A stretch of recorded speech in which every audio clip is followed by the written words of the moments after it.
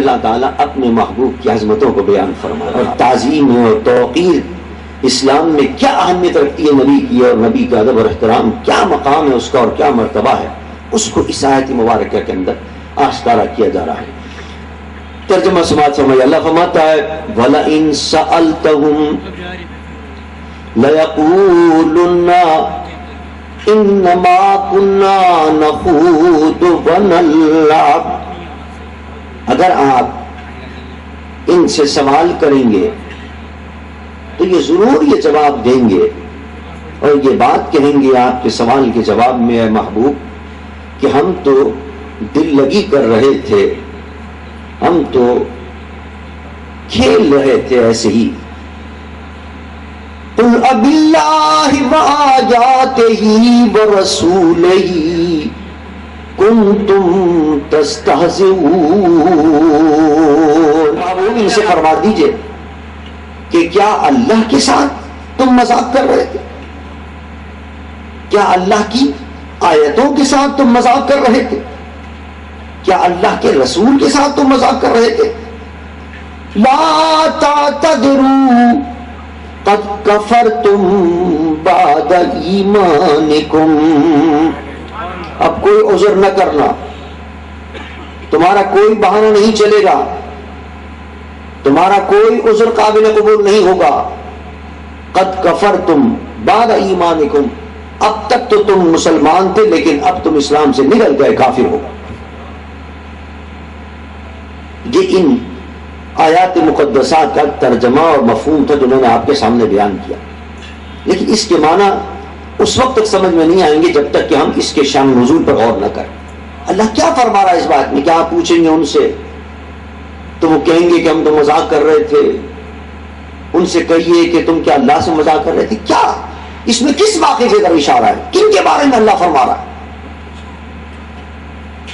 علماء کرام، مفسرین نظام اس موقع پر بے اتفاق یہ واقعہ بیان فرما رہے ہیں کہ واقعہ یہ ہوا تھا کہ جس پر یہ آیت مقدس اللہ نے نازل فرمائی، واقعہ یہ تھا کہ حضور سرور کائنات صلی اللہ علیہ وسلم غزوہ تبوک سے واپس تشریف لا رہے تھے۔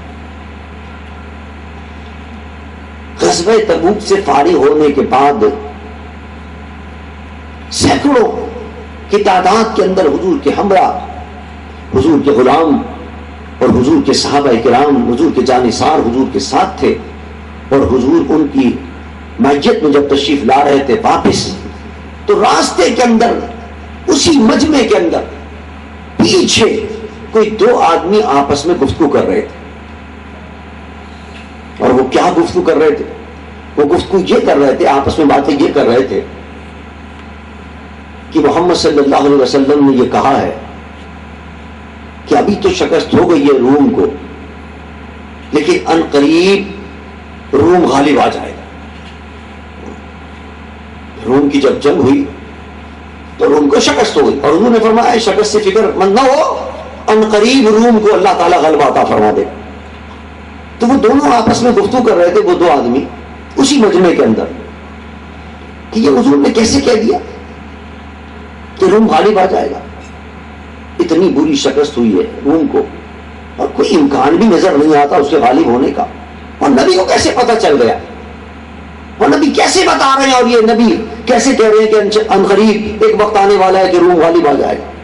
یہ ایسے ہی انہوں نے کہہ دی بات، سمجھ میں نہیں آتی ہمارے بات، اور ان کو کیسے پتہ چل گیا کہ روم غالب آ جائے گا؟ یہ آپس میں وہ گفتگو کر رہے تھے۔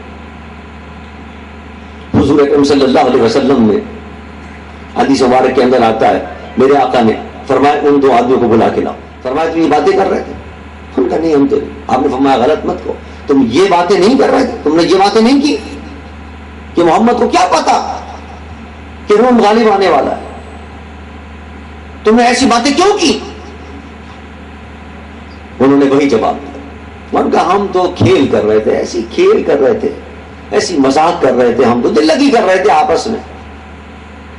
اللہ، فوراً اللہ نے قرآن پاک کی آیتیں دے کر جبرائیل کو بھیجا، جاؤ یہ آیتیں لے کر جاؤ۔